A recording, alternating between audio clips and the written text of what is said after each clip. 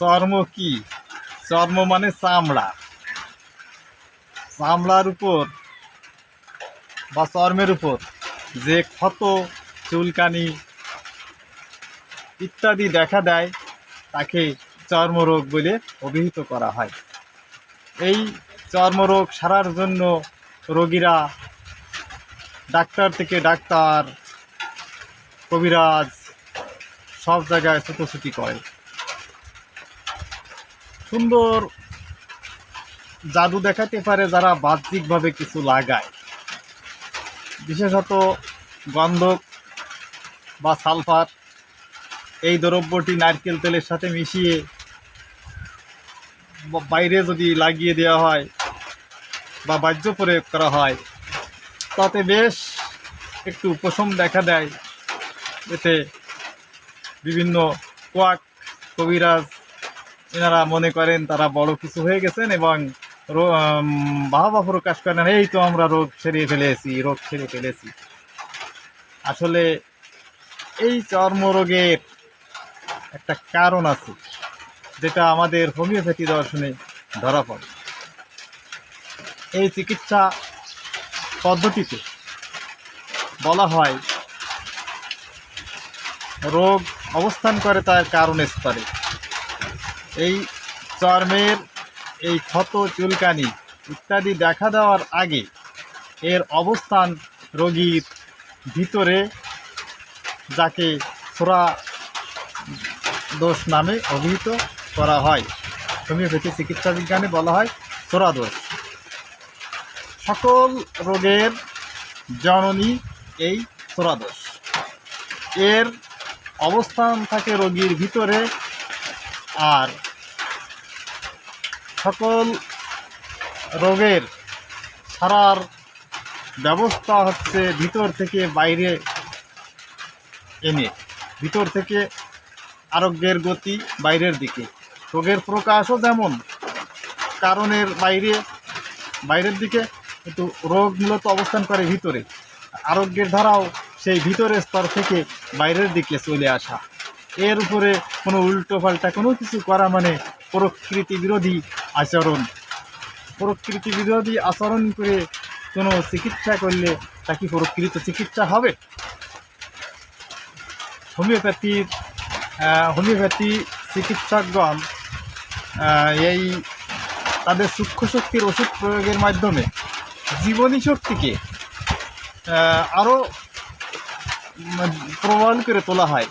সেই প্রবল জীবনী শক্তির চাপে তরঙ্গ আকারে ওই ছোরা দোষের যে সমস্ত আবর্জনা বা যে যা কিছু আছে ওগুলো ধারাবাহিকভাবে বাইরে চামড়ার উপরে আশ্রয় নেয় এবং আশ্রয় নিতে নিতে একসময় ওটা হারিয়ে যায়।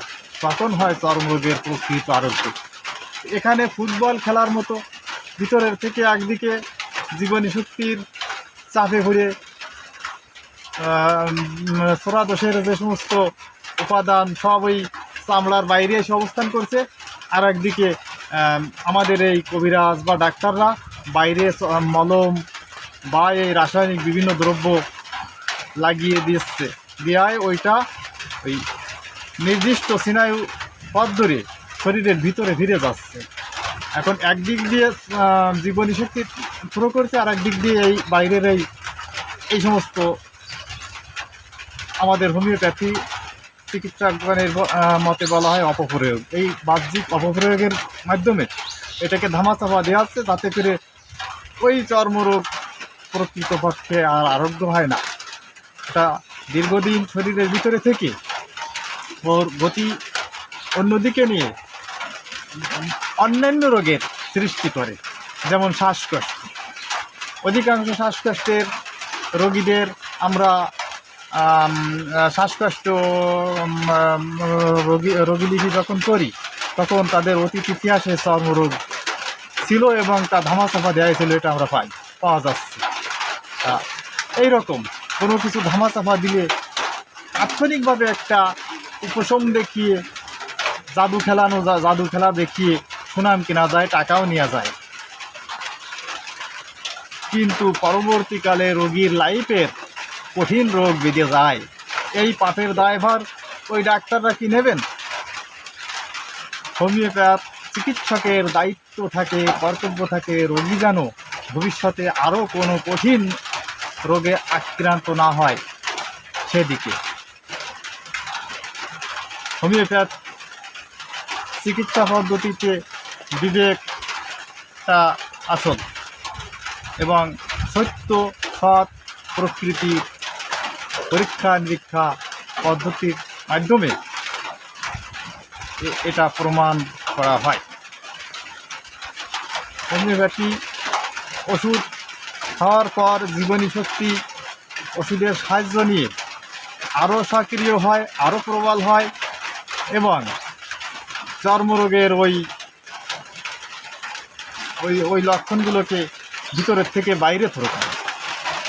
এটা আরোগ্যেরই লক্ষণ। চর্মরোগটা পিওর ক্লিয়ার আরোগ্য হওয়ার পরে আর রোগী শরীরে কোনো কঠিন রোগ হওয়ার সম্ভাবনা থাকে না।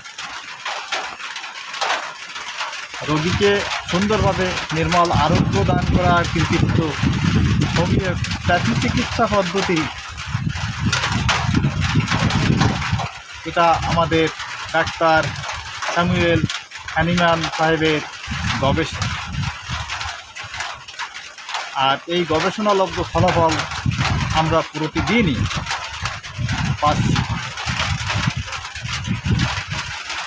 বাহ্যিক প্রয়োগের মাধ্যমে তাৎক্ষণিক কিছু ভালো দেখালেও ভবিষ্যতের জন্য ভালো নয়। এক্ষেত্রে রোগীদের সতর্ক থাকা উচিত। আশা করি সবাই বুঝতে পেরেছেন। সবাই ভালো থাকুন, সুস্থ থাকুন। আমার এই হোমিও স্টিক্স চ্যানেলটিকে সাবস্ক্রাইব করুন, পরবর্তীতে আরও কিছু জানতে পারবেন।